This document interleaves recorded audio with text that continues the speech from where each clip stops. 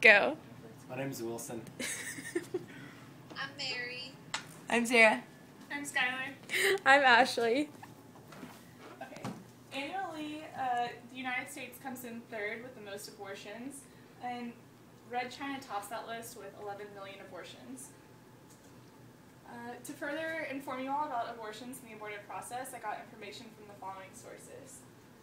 Annual abortions, China's One Child, videos from Coalition for Life and EHD, things from Pro-Choice Student, Roe v. Wade, Women in Rape, Abortion and Rape, testimonies from the New York Times, post-abortive syndrome information from postabortivesyndrome.org, and state counseling and the conclusion from civilliberties.org. Additionally, I serve as a midwife assistant. I'm also the facility supervisor of ultrasounds at the Central Texas Orphans Mission Alliance, and I was chosen as an honorary hostess for the Coalition for Life banquet. Posters promoting China's one-child policy can be seen all over China. One with the slogan, "China needs family planning," shows communist officials praising the proud parents of one baby girl. Another reads, "Have fewer, better children to create prosperity for the next generation." Hi, my name is Kelly Smith, and today I'm going to further inform you all about abortion through the following three things. I'm going to go ahead and outline the stereotypical beliefs of pro-choice advocates. I'm going to kind of discuss when abortion is acceptable and go over why abortion is so catastrophic. Here are two videos. Viability determined by Roe v. Wade says that any baby before 24 weeks of age is not viable and therefore can undergo an abortion.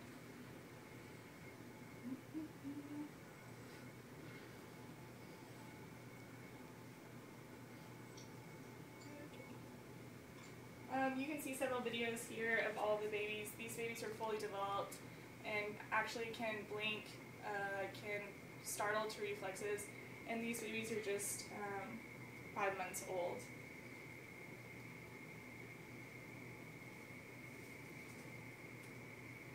Okay, so I'm going to go over the pro-choice rationale.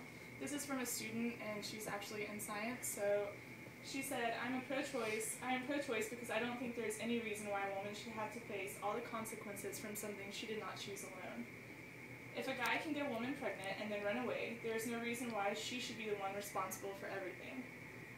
Having more options puts a woman on more equal footing with men, instead of being someone of whom they can take advantage of. Furthermore, she said, I believe that it is best for a child not to be born at all than to be born hated. So, responsibility in abortion. She said, I don't think there is any reason why a woman should have to face all the consequences from something she did not do alone. Here in the United States and in several other countries, if you're contributing to murder, you don't just get off of it because you only did half of the murder. Responsibility is something that you choose to do, so why should abortion be any different? If you're half of a consenting person, then you're still just as responsible for it as if you were acting alone. She also said, having more options puts a woman on more equal footing with men, instead of being someone of whom they can take advantage.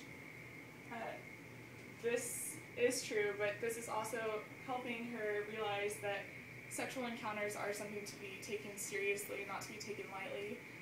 If you see abortion as a way of contraception or a way of getting out of something that you don't want to do, perhaps you shouldn't do that in the first place. And if a woman does see it as an option, then the man is that much more likely to use it as an option. In addition, I believe that it's best for a child not to be born at all than to be born hated, to a mother who is forced to have him because she has no choice, and not because she wants the child. As I previously mentioned, getting pregnant isn't something that just spontaneously happens. It requires two people consenting for this to happen. There are times that both people aren't consenting and options of rape.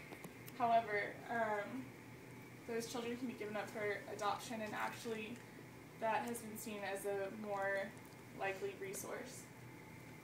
Also, the woman has to live with it for the rest of her life, rather than just being able to get out of it, like she said, with a husband. Okay, so when is abortion acceptable? So many pro-choice people have many views on this. According to Roe v. Wade in 1973, as I previously mentioned, it was acceptable up until 24 weeks. Roe, who actually started this case, was a woman who claimed rape because she couldn't get an abortion legally. So she later came out and discussed that she was pro-life, and she now is a pro-life advocate. In Planned Parenthood v. Casey, they eliminated the law that it was to be by trimester and it was to be decided instead on viability. And the law declares that no state shall deprive any person of life, liberty, or property without due process of law. Now this is still talking about a woman's right to abortion, yet it says it shall not deny anyone of life, liberty, or property.